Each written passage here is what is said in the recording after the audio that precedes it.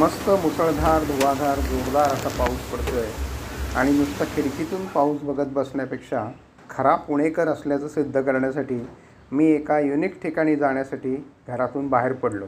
आता या क्षणी मी कुठे आलो आहे हे तुमच्या लक्षात येईल बघितल्यावर.